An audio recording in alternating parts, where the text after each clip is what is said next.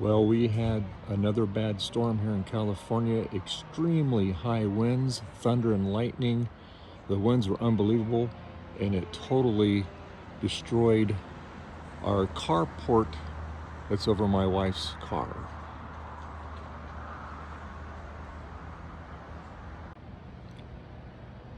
And you can see it really destroyed it.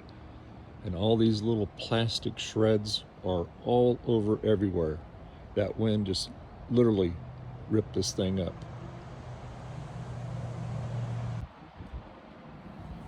More damage, you can see. Car's okay. I gotta take the hose and wash all that plastic stuff off of it. Again, what a mess.